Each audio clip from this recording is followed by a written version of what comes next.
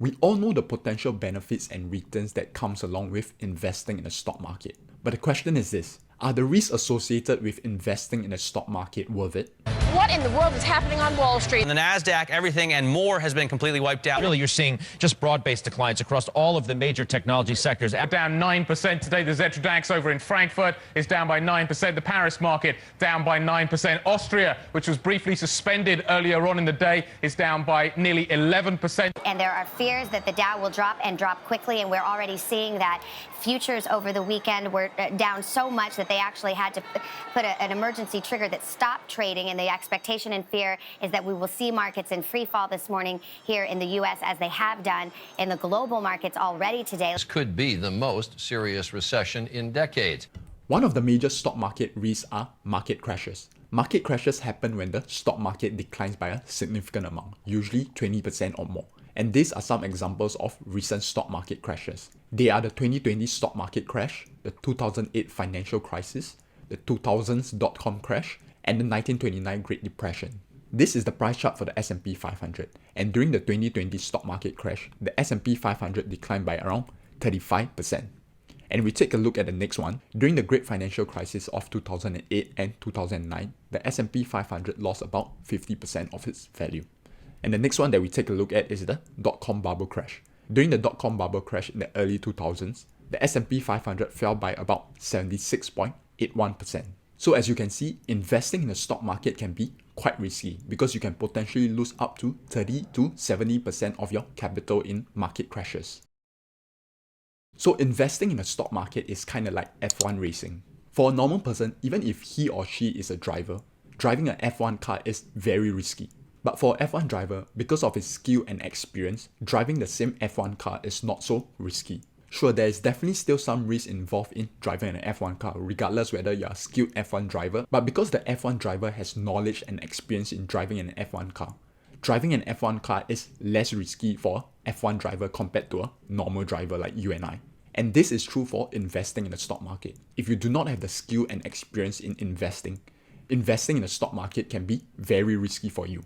In fact, as we have taken a look earlier on, you can potentially lose up to 30 to 70% of your capital in a market crash. So investing in the stock market is definitely very risky if you do not have the skill and experience in it. However, with the right skills and experience, we can be just like the F1 driver. Even though there are still definitely risks in the stock market, we can reduce the risk significantly.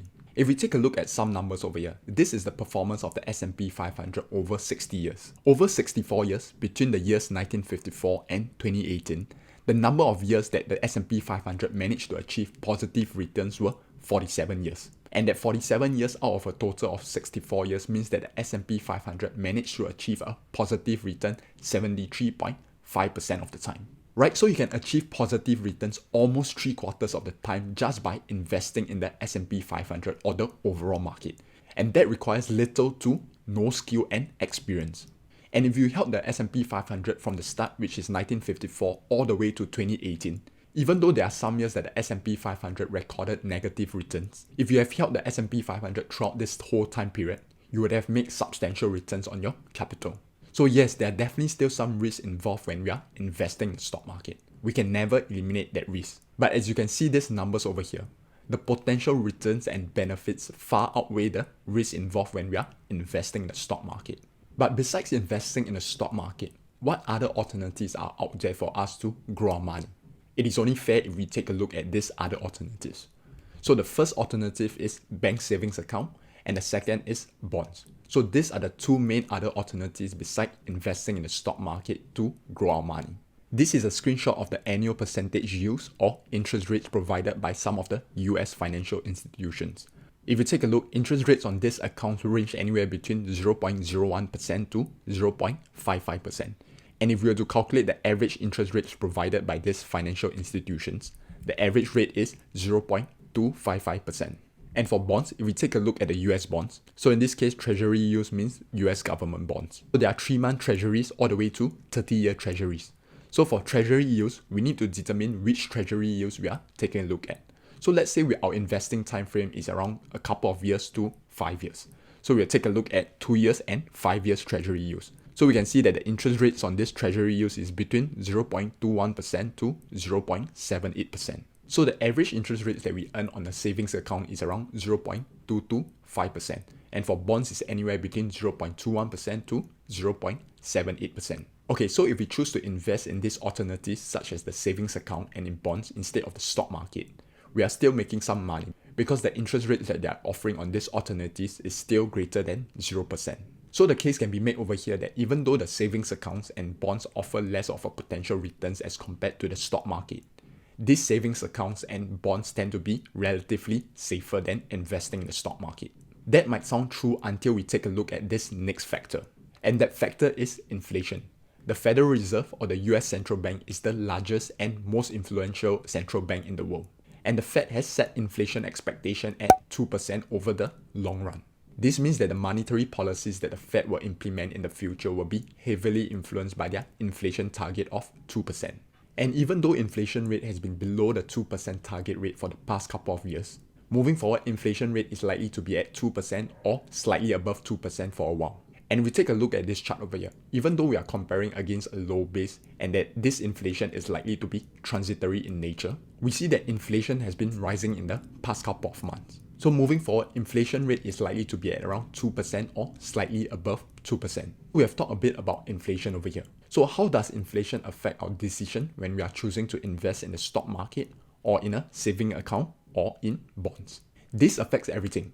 Because if inflation rate is at 2%, this means that our money is losing 2% of its value each and every year. So when we are choosing to invest in the stock market or in a savings account or in bonds, we have to take this into consideration. If we choose to grow our money in a savings account or in bonds, these are the risks of not investing in the stock market.